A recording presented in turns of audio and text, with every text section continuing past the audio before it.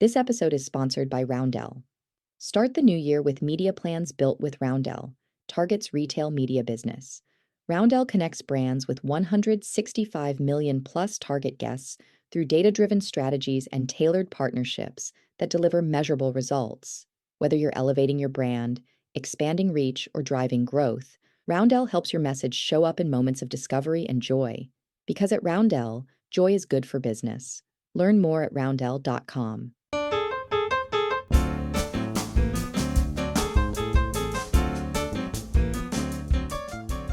Outlaw Light is betting that affordability and a clear point of view, and not Super Bowl ads, are the way to steal share from America's most entrenched beer brands. The 3-year-old brand from Tivoli Brewing is taking aim at Bud Light, Busch Light, Coors Light, and Miller Light without the kind of big budget, occasion driven advertising those brands rely on. Instead, Outlaw is focused on lower prices and marketing that speaks to drinkers underserved by legacy players. How brands can win attention in the affordability economy is what we'll be discussing this week with Tivoli CEO Ari Opshaw on The Marketer's Brief, our weekly discussion of marketing news and trends that have the industry buzzing. Outlaw's approach is translated to rapid distribution gains and transformed the brand from a regional player to a national one. Outlaw has leaned on music and motorsports partnerships, localized events, and social media to build awareness without the reach of national TV. I'm John Springer, senior reporter at Ad Age, and this is the Marketer's Brief podcast.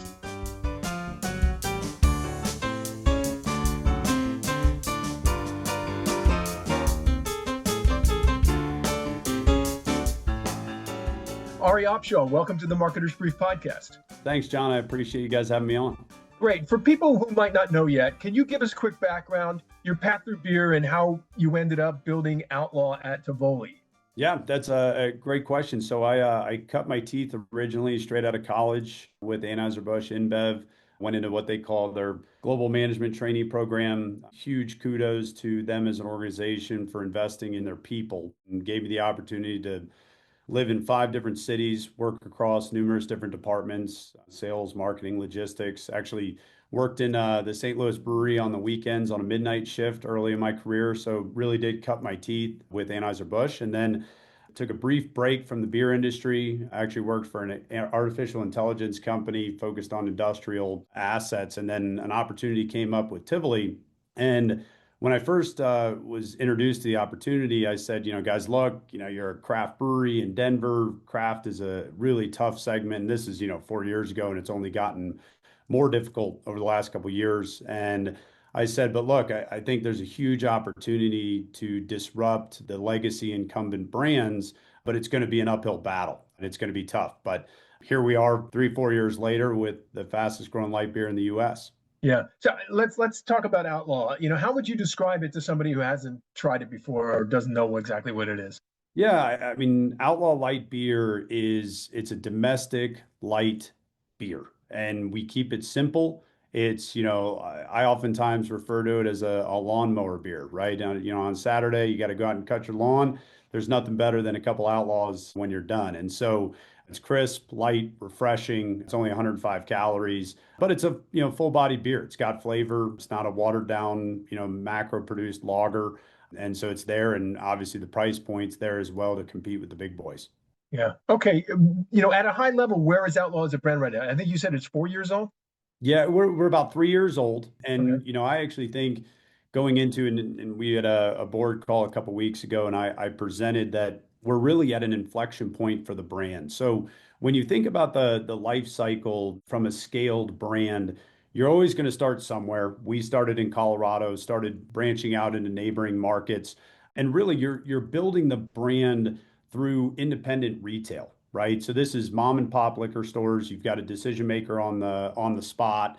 You're sampling consumers. And the reason you have to start there is because you're not going to be able to go get a meeting with Walmart, with Kroger, with Safeway Albertsons, with major retail chains until you've got some credibility. You've got some data to say, hey, this is working here. This is why it's working. This is why it's going to work with you guys. And so, we've been on this war path of growth, and going into 26, the reason why I say it's a major inflection point for the brand is because this is the first year that we have a full nationwide footprint, which is kind of almost a requirement for a lot of the major chains, right? You walk into a meeting with a major box retailer and say, oh, well, I've got these 10 states. Well, that's great. That doesn't really work for us, right? We need a full nationwide solution, whether that be in the big box retail or on-premise chains. And so going into 26, we've got a nationwide footprint. We've got major commitments from national retail sales groups like Walmart, Kroger, Safeway, Albertsons, HEB. And with that comes scale, right? Because now with a single call point, we can go pick up 6,000 placements at a major retailer. So that's happening. It's happening honestly a lot faster than I ever anticipated it to happen. But now, rather than being, hey, Outlaw is kind of hard to find, I find it in a couple local liquor stores. Now you're going to be able to find it in Kroger's nationwide, Walmart's nationwide, Safeway Albertsons nationwide. And that's a really, really big stepping stone for a brand of our size and magnitude. And it really gives us the opportunity to reach that parabolic growth. Great. Light beer is an interesting category because I think if you look at, the performance of Coors Light or Miller Lite or Bud Light, especially, you consider the category is in deep distress and is losing share year after year. So why come in with a product that is more or less comparable to those or a competitor to them anyway? Sure. No, I think it's a great question. And the answer to that is number one, I truly believe in beer.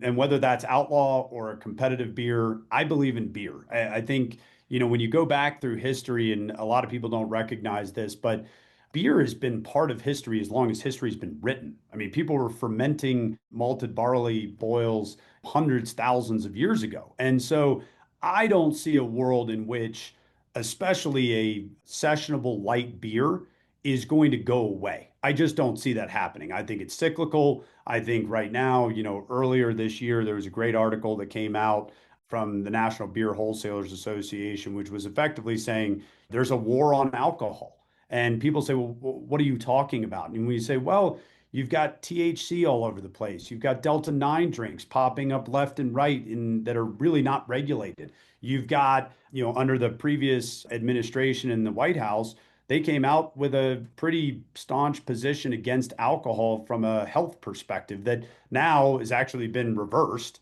But you had a lot of pressure against alcohol. You go on social media.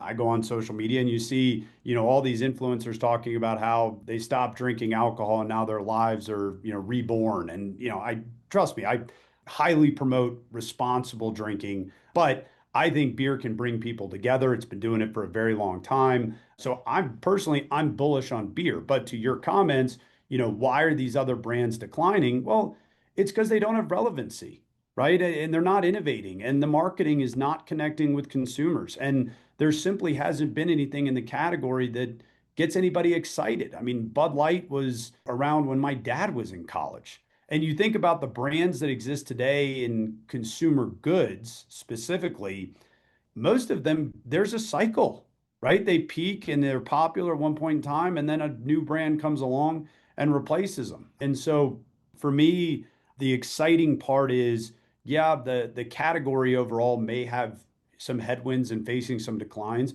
but it's still huge. And I think people lose sight of that. I mean, you can fact check me on this, but I think the US domestic beer category was like a 20 some billion-dollar profit center in last year, right? So it's not like this is, oh, it's going away forever and we'll never see it again. I don't believe that. And I actually think it's the perfect time to come in, which is what we're doing, disrupt the category, get market share, get consumers excited about light beer again.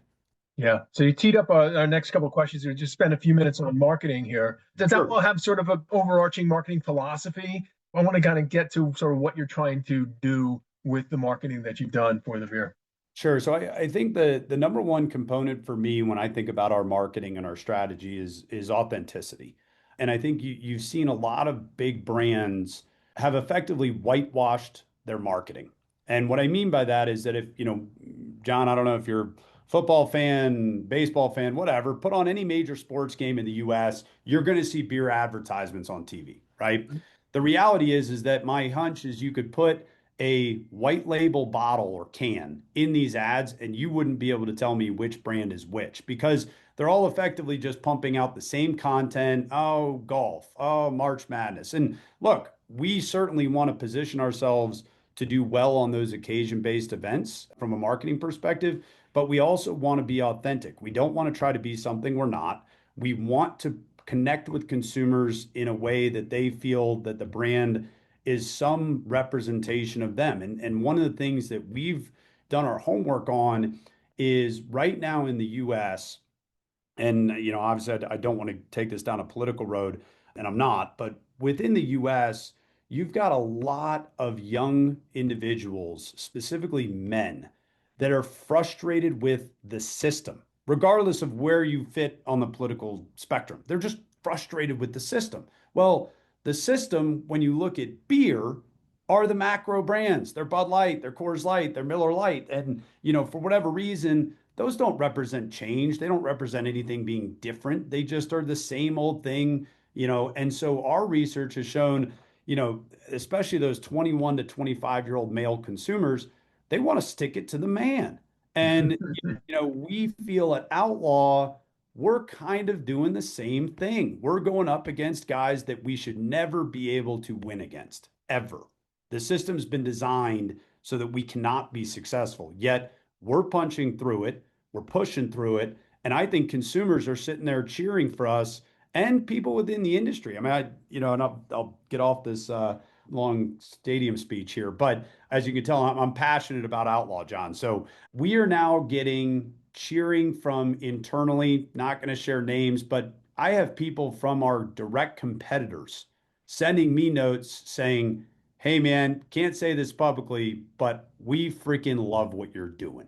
You're doing something different. You're disrupting the category. You're getting consumers excited about beer again. And that's good for everybody. All right, with that, we're going to take a short break here, but don't go anywhere. Ari will be back to discuss the beer industry and how it meets affordability after this.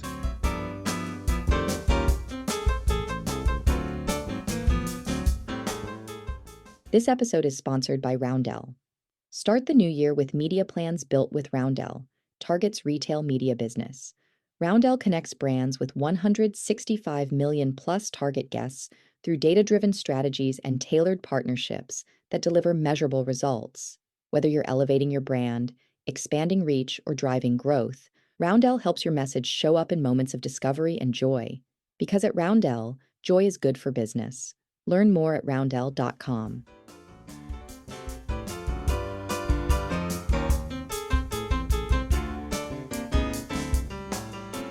We're back with Ari Opshall, CEO of Tivoli Brewing and Outlaw Light.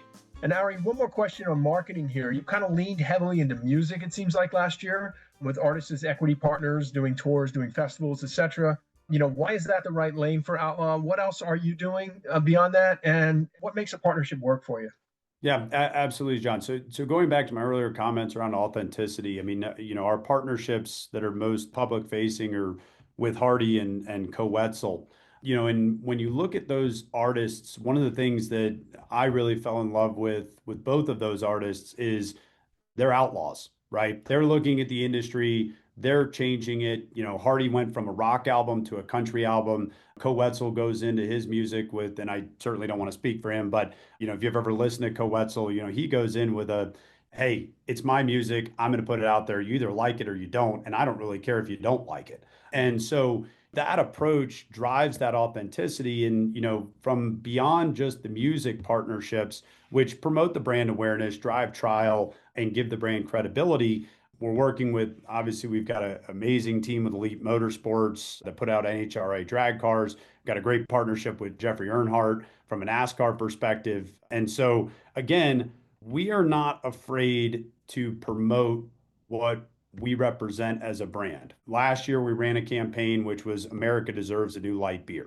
And I think within that, we're going to stay true to our roots. We believe in the outdoors, family, community, race cars, working on your car in the garage, hunting, fishing, and because that's our consumer.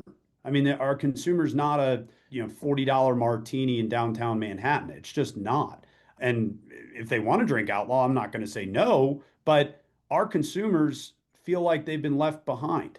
And so we're now really connecting with those consumers on a level that I don't think the big brands are connecting with them at the same degree. Last question here on marketing. What are the mediums that have been successful for you? And, have you used agencies? Are you thinking about doing things like video, commercial TV, that kind of stuff? Yeah, so we obviously use social media, digital media, but one of the things that we have found to be the most successful is the events that are not, the Lollapaloozas or the Super Bowls of events. Find local events. They're, rarely come with a lot of cost associated to them, especially if you can partner with, we do a lot of work with nonprofits and charities. We can legally donate product if they've got a 501(c)(3), because again, we want to be part of the community in which we serve. And so a lot of those smaller localized events have been enormously successful for us. And I think, I'll kind of parlay into a topic that I think we're going to get into here in a minute, which is around cost. And you look at the increases in beer cost to the consumer for what I consider to be domestic beer. Domestic beer, by definition, is meant to be affordable, right? Mhm. Now, within that, Anheuser-Busch, Molson Coors, Constellation have taken a lot of price increases over the last year, couple of years, especially since COVID. And you go into their quarterly earnings and it's, oh, well, our cost of goods are up and this is up. Well, how much is Anheuser-Busch spending on Super Bowl ads this year? $50 million? $100 million?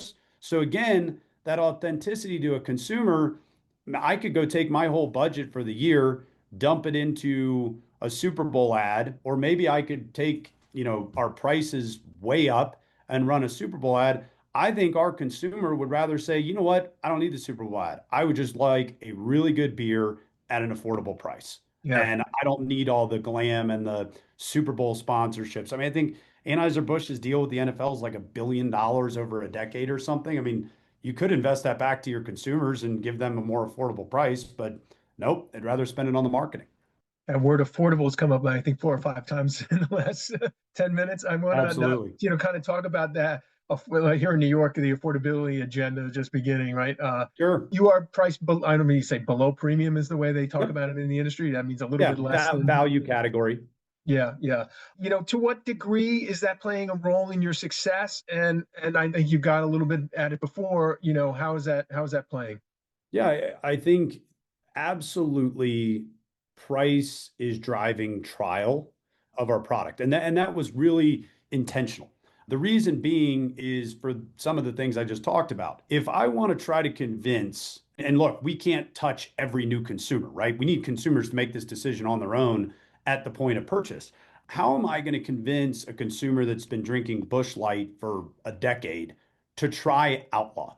Now, like I said before, I'm not going to go run a Super Bowl ad because I'm not going to go spend tens of millions of dollars on it. We're not going to sponsor every NFL team in the country. We're not going to sponsor every major sports league. But what I can do is I can give that consumer who's sitting there at the shelf, seeing the price of whether it be, Budweiser or Coors or whatever, any of the big macro brands, he might have been buying that product for 5 years, 10 years, 15 years, and he has seen or she has seen that price increase drastically over the last 5 to 10 years. Well, I'm now showing up on the shelf at a discount to those products. And so I think we're getting an enormous amount of trial and repeat customer business because of price. Now, are we intending to stay at the price that we're at forever? No. Eventually, we'll have to move price up. Everybody has cost going up. That's just a reality. But for now, we want to invest in that price almost as an introductory offer to say to the consumer, hey, give us a try. And if you like it, we hope you come back. If you don't, you can go back to whatever you were drinking before. But we're going to get your attention because we have an advantage on price. And I think that is grabbing consumers' eyes. And it is, certainly a hyper aware topic across the country, not just in beer pricing, but in everything. Yeah, yeah. You mentioned the brand, that some might say you resemble in a lot of ways, which is Bush Light. Yep. As you look at that brand, which has really been pretty phenomenal in terms of its growth over the Yep. last couple of years, what are they doing right? Look, I think their marketing has been great. And, I can sit here and question different brands' marketing and the positions they've taken and everything else. But if you look at Bush, what they've done is they've gone back to their roots. They've gone back to NASCAR. They've gone back to country music. They've gone back to, things that really connect with their core consumer, and their core consumer is reacting positively to it. They're saying, hey, this makes sense. They brought back the camo packaging. They brought back I think they've got like a neon orange, find the can promotion. And so kudos to them. I mean, they've done that, but the one thing I'll say with Bush is caution the price. You've got a price sensitive consumer. If you take too much of that price, you're going to push that consumer to make difficult choices. As you look out at the industry, whether it's the beer industry or beyond, are there brands that you try to learn from or just has sort of captured your attention in terms of the quality of work they're doing? Absolutely. I think, specifically within consumer goods, it's hard to ignore recent successes, not just in alcohol, but I mean, you look at what Liquid Death did, right? Mhm. Pepsi and Coke owned the water space for a long time. And out of nowhere, Liquid Death shows up with some very creative, very edgy marketing and almost a confusing name. I remember when I first saw Liquid Death on the shelf at a convenience store, I thought it had alcohol in it. I was like, Liquid Death, that's a crazy name, but it's water, right? And so, great example of a brand coming in, disrupting a category relatively quickly and scaling very fast. Another great example that I look at is Poppy, right? From a soda perspective. I don't think Coke or Pepsi saw them coming from 100 miles away. And out of nowhere, in the course of, 5 years, they're a serious contender. And so, I think when people look at what Outlaw Light is doing, my hope is that if you're one of the big boys, you should be concerned. I mean, for us to be able to do this, it's not meant to happen. There's so many barriers to entry that are working against us, and yet we're breaking through them, and consumers are saying, hey, I really like this. I've got another choice that I can make at the store on my light domestic beer offerings. So, is there a lesson that maybe one lesson or two lessons that other brands could take away from what Outlaw's done? Yeah, I think don't be worried about going into a category that is owned by macro incumbent brands. They're actually, I would argue, ripe for disruption. And there's going to be barriers along the way, certainly cost barriers. We've got an amazing investor group that's backing what we're doing, wouldn't be able to do it without them. But don't be intimidated by the size of your competition, because when consumers start getting involved, it can go very, very quickly in your way. Great. All right. With that, we're about out of time. Really great to sit down with you and hear more about your brand. Hey, John, I really appreciate you guys taking the time, and go to outlawbeer.com, go find some Outlaw near you, and I hope you enjoy it.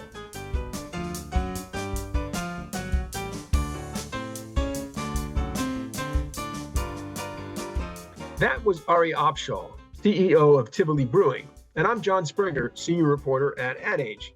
I'd like to thank our producer, Lauren Ciardio, and invite you to subscribe to the Marketer's Brief wherever you get your podcasts. That's it for this week. We'll see you next time. Marketer's Brief listeners get $40 off an adage.com subscription. Sharpen your marketing edge and visit adage.com/brief for your discount.